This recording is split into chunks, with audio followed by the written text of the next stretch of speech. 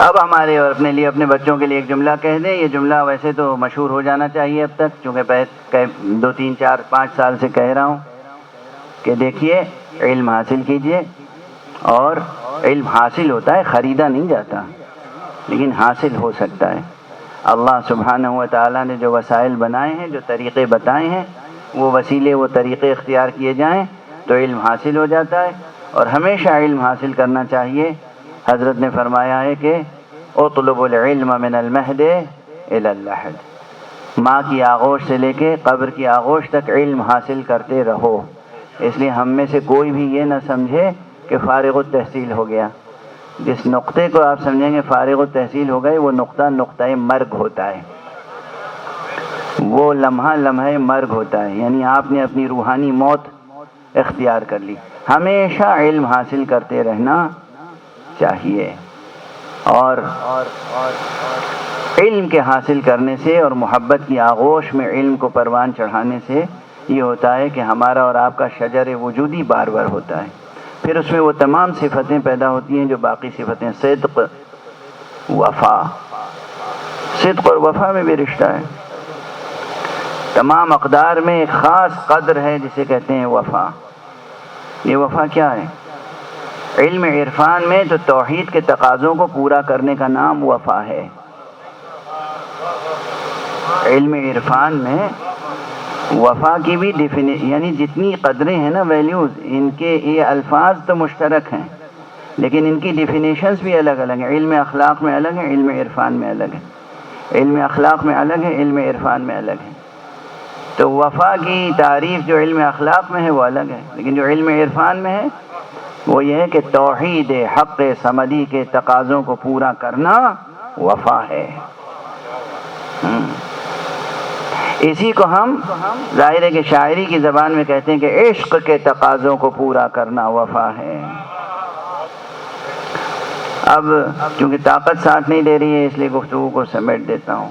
میں نے دیکھا آپ کے چہروں کو، بس ایک لفظ وفا میری زبان پر آیا اور ذہن آپ کا کہیں اور پہنچ گیا. چونکہ آج یہ جو مجلس عزا ہے بطور خاص، اس میں تذکرہ اس شخصیت کا ہوتا ہے کہ جسے ہم پروردگار وفا کہتے ہیں.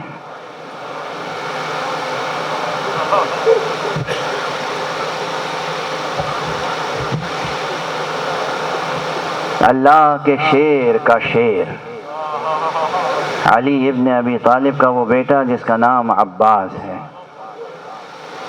پروردگار آپ حضرات کو توفیق عطا فرمائے کہ زیادہ سے زیادہ اس ذات گرامی کے سلسلے میں معرفت حاصل کرنے کا بھی سفر طے کریں.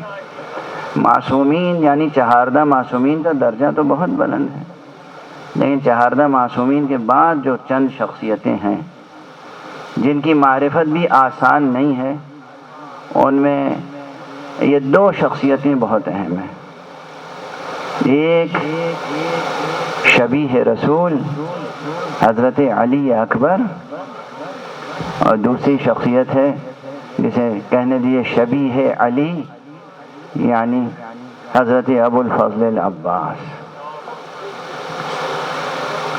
میرا جی چاہتا، حالانکہ وقت گزر چکا اور میری طاقت بھی ساتھ چھوڑ چکی، لیکن میں قرآن مجید کی ایک آیت کی طرف اشارہ کرنا چاہتا ہوں. اگر آج پوری گفتگو اسی آیت پہ کرتا اور شروع میں خیال آ جاتا تو شاید زیادہ بہتر ہوتا.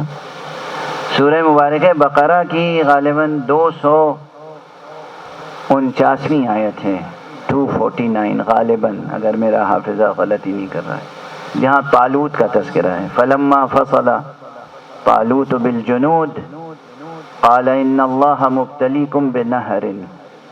جب طالوت لشکر لے کے روانہ ہوئے تو انہوں نے اپنے لشکریوں سے کہا اللہ تمہارا امتحان لے گا ایک نہر کے ذریعے سے.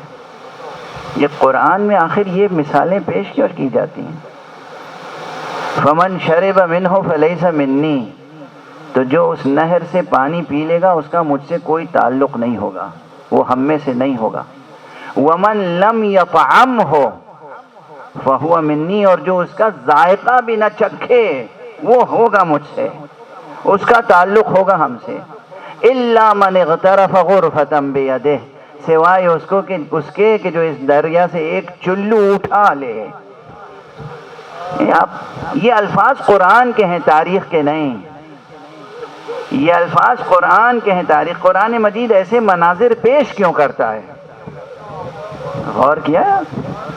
قرآن ایسے منظر کیوں پیش کرتا ہے؟ ماضی کے منظر، اور خصوصیت کے ساتھ ان اللہ مبتلیکم بنہر، اللہ تمہارا امتحان لے گا ایک نہر کے ذریعے سے. اور پھر فمن شرب منہ فلیس منی، جو اس نہر سے پی لے اس کا ہم سے تعلق نہیں ہوگا.